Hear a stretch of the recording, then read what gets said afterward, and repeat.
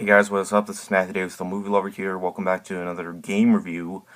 This time it is going to be on The Legend of Zelda Skyward Sword. I finally got done finishing this game last night. Now, Skyward Sword is exclusively for the Wii. You can get it on Virtual Console on Wii U.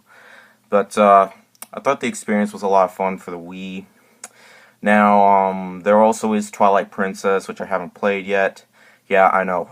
I can't be a true Zelda fan if I haven't played Twilight Princess, but, I'll tell you, but yeah, anyways, so The Legend of Zelda Skyward Sword, basically, this takes place in a world called Skyloft, and, Skyloft is, like, all the way up in the sky. There's no ground world, at the bottom of it, there's just nothing. At least we don't see it. I mean, there is, but yeah.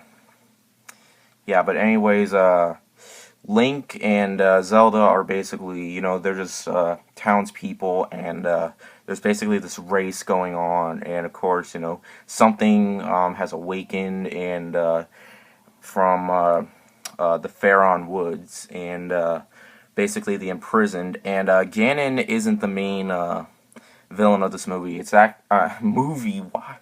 I don't know. I guess it's because I'm used to talking about movies. It's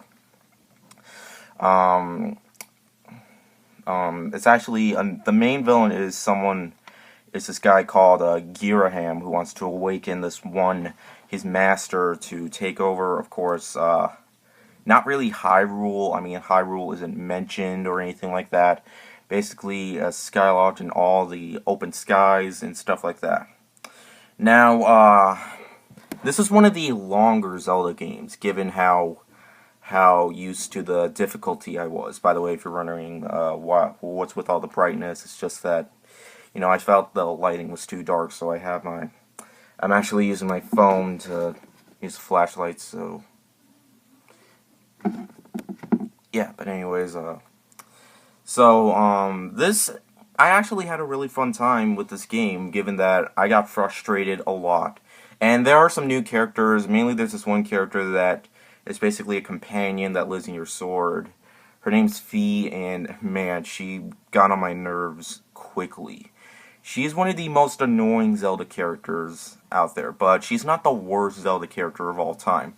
My least favorite Zelda character is Tingle from Majora's Mask and Wind Waker. Especially Wind Waker. Fucking Tingle Tuner. But, anyways, so, let me talk about the motion controls. The motion controls, you control your sword with the motion controls, and when you're fighting an enemy, you have to use, like, certain moves, like, sometimes you have to slash horizontal and upwards, and sometimes diagonally, which is actually pretty cool.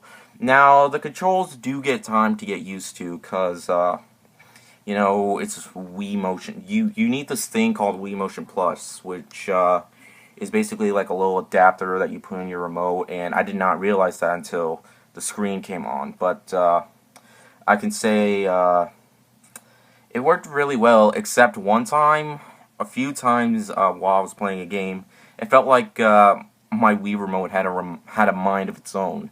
Like, I could not control Link. He was just running around in circles. I don't know if that was a glitch. I don't know if it had to do, maybe there was a problem with the game that I had, or I don't know if it was the Wii remote. I don't know, but I had to just unplug my nunchuck and stuff like that and just plug it back in, which got annoying really fast.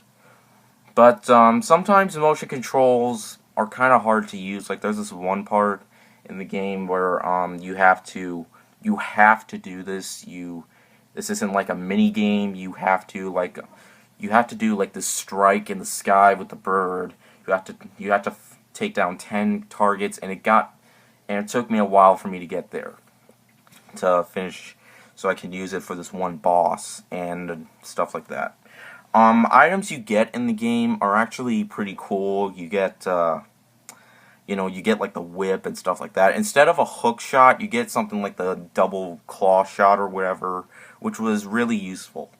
Now, difficulty, this is a pretty frustrating game, from what I have seen in it.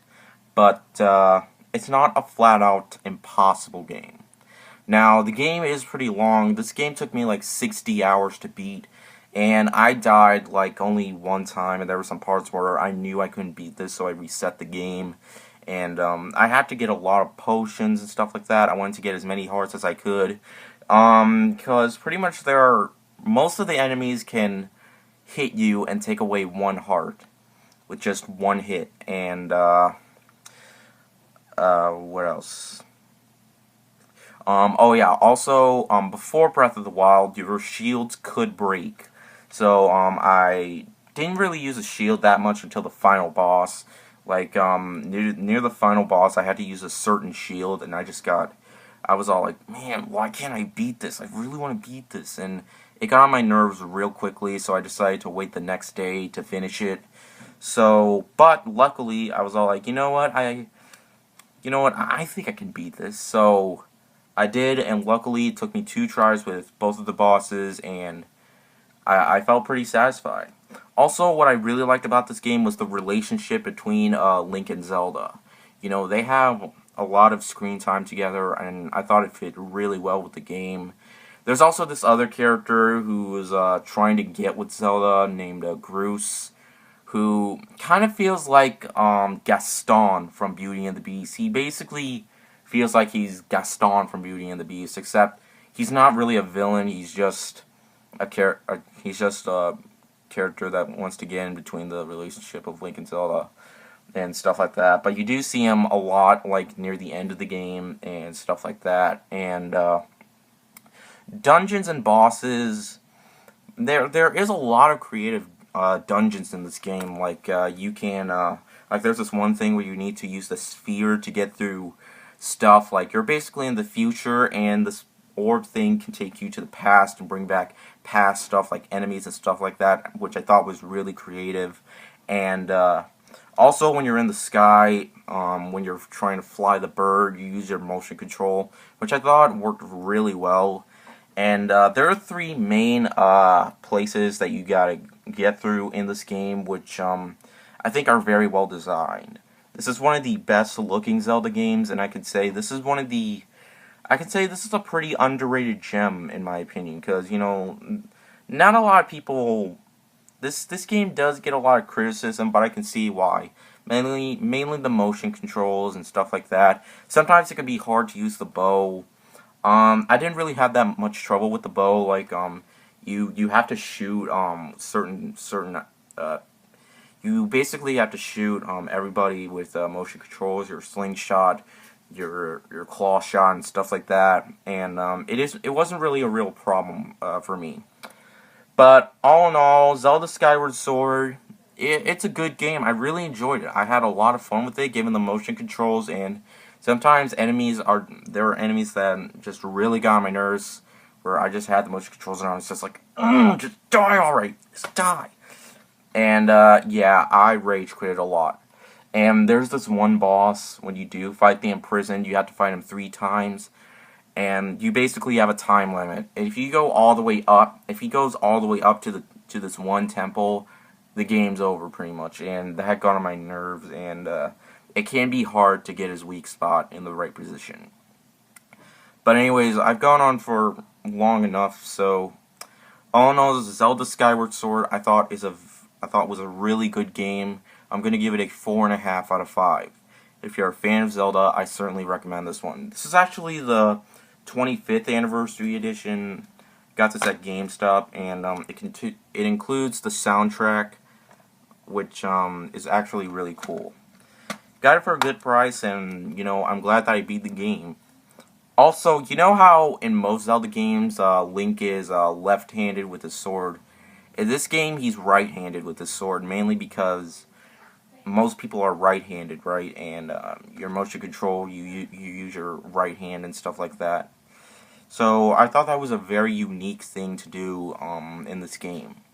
So yeah, that is it for this video, and I will see you guys later. Word out.